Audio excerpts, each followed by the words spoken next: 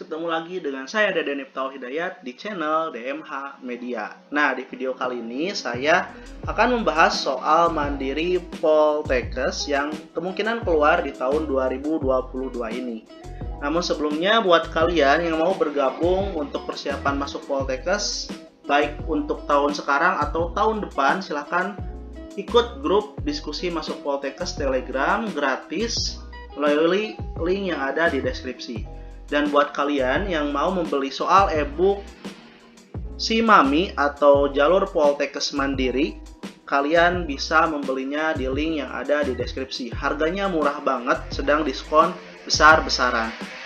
Kalian juga akan mendapatkan banyak benefitnya, di mana kalian bisa konsultasi dan banyak juga gitu ya, kalian bisa mendapatkan banyak hal mengenai persiapan untuk masuk Poltekkes. So, buat kalian yang berminat, silahkan klik linknya yang ada di deskripsi video ini.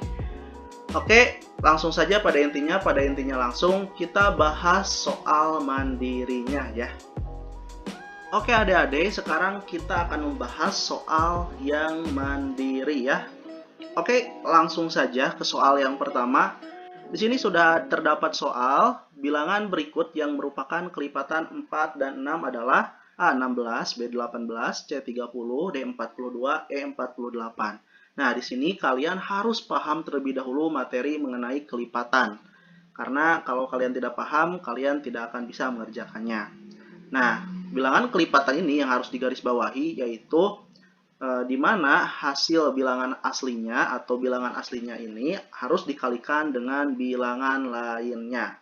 Oke, langsung saja kita bahas.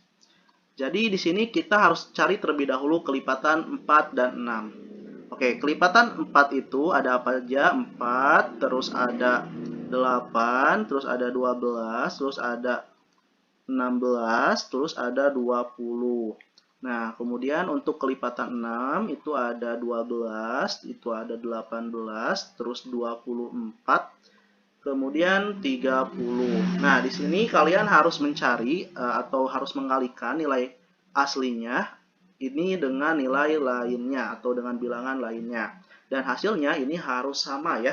Kalau sama berarti emang nilainya ini adalah benar-benar kelipatan dari nilai 4 dan 6 gitu ya, jika hasilnya sama. Oke, langsung saja kita kalikan terlebih dahulu 4 dengan 12. 4 dengan 12, maka hasilnya adalah 48. 6 dengan 8. 6 dikali 8 sama dengan 48. Nah, di sini kita udah ketahuan ya, kalau nilai atau bilangan yang merupakan kelipatan dari 4 dan 6 ini adalah 48. Jadi jawabannya adalah yang E. Gimana? Mudah sekali kan? Sangat-sangat gampang sekali. Oke, kita next ke pembahasan yang selanjutnya. Ini merupakan soal bentuk perpangkatan ya adik-adik. Dan ini ada persentase juga. Jadi kalau kalian udah paham sifat perpangkatan, kalian akan lebih mudah gitu ya cara mengerjakannya. Oke, di sini kita jawab langsung saja ya. Jawab. Oke, di sini yang harus kalian ingat gitu ya mengenai persentase. Kalau 1% itu sama dengan 1/100. Benar? Ya, kalian harus paham kalau 1% itu sama dengan 1/100. Oke, kita tulis dulu soalnya supaya lebih paham lagi. Di mana 13 per 1/3 persen dikali 9 ditambah 24% ya. Oke, di sini kita cari tahu terlebih dahulu gitu ya, 13 dikali 1/3 ya. Kalian harus paham dulu 13 dikali 1/3 ini hasilnya berapa. Oke, jadi cara menghitungnya adalah kalau ada bilangan pecahan seperti ini, 13 dikali 1/3. Ini kan 13 ini sama dengan di sini ada 1 gitu ya. Jadi 13 dikali 3 sama dengan di sini ya, 49. 1 dikali 1 sama dengan 1. Jadi ditambah 1 dan 1 dikali 3 gitu ya ke sini. Jadi hasil, oh maaf ini 39 maksudnya.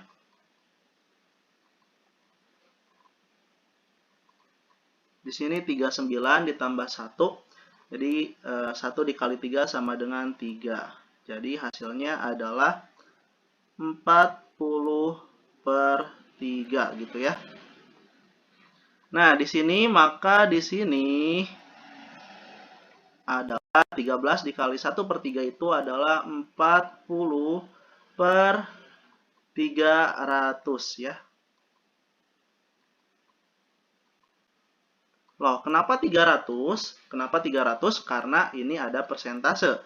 Kalau persentase berarti 3 dikali 100 yaitu 300 gitu ya. Jadi 40 per 300 dikali 9 ditambah 24% ya adik-adik.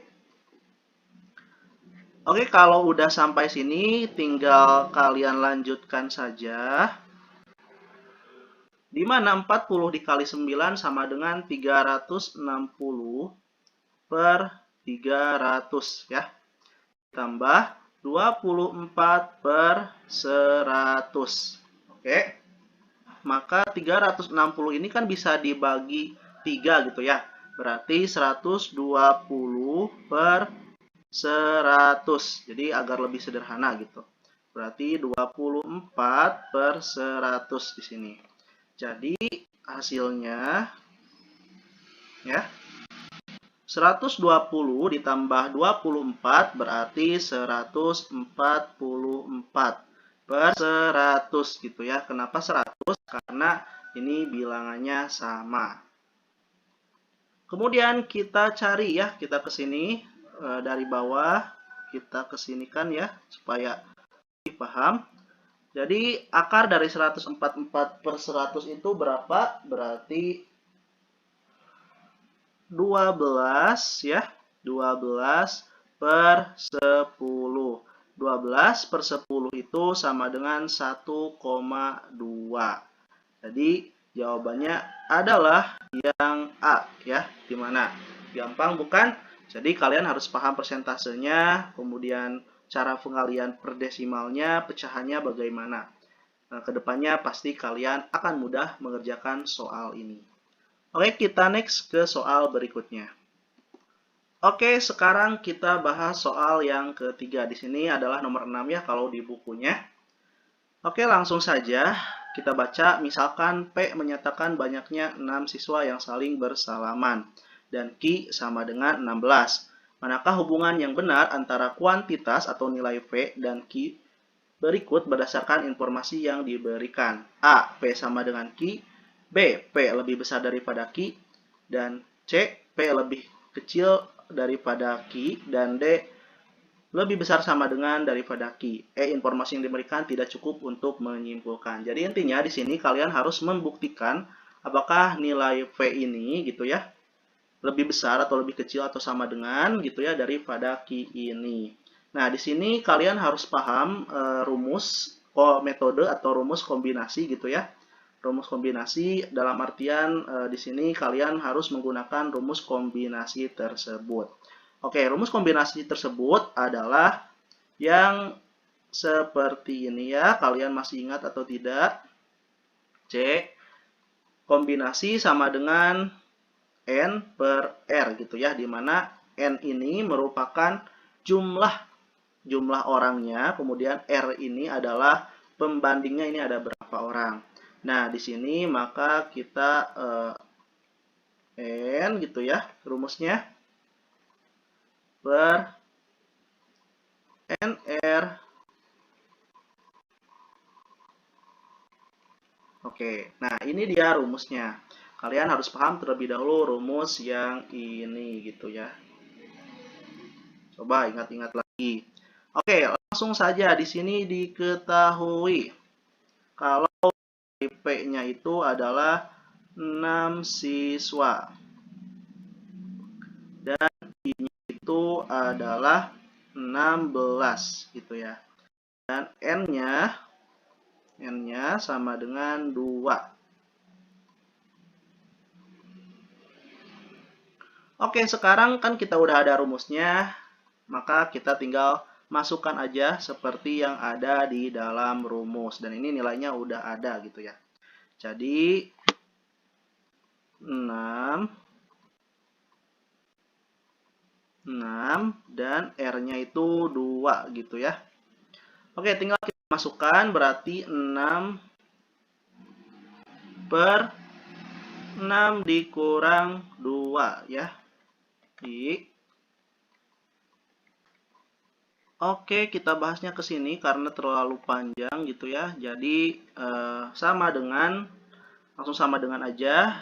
Kita cari nilai 6 berarti 6 dikali 5 ya, dikali 4, dikali 3, dikali 2, dikali 1. Nah, di sini berarti ya 6 dikurang 2 berarti 3 gitu ya. Berarti 3 dikali 2 dikali 1.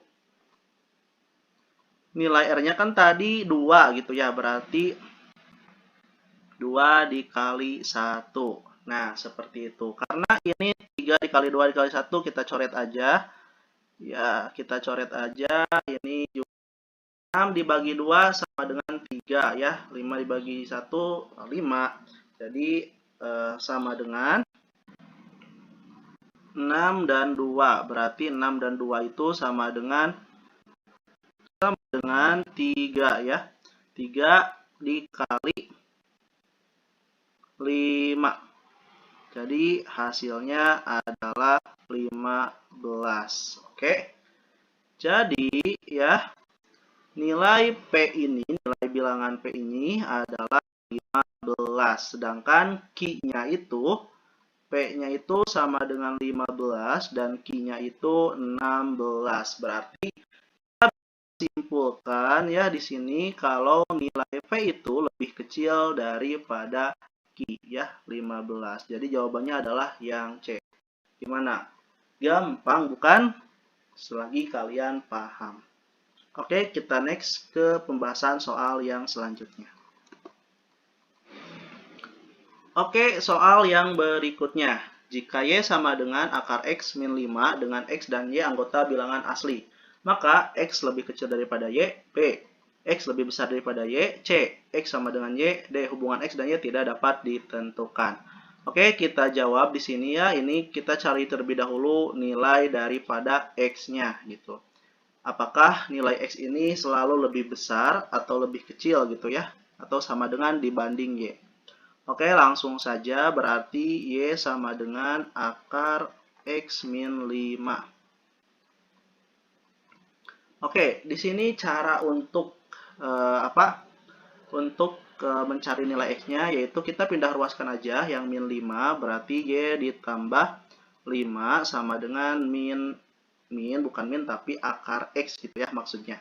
Nah, berarti akar X ini kita pindahkan gitu ya si akarnya berarti menjadi Y ditambah 5 pangkat 2 sama dengan X ya, seperti ini. Oke, kalau udah seperti ini, maka Y sama dengan 2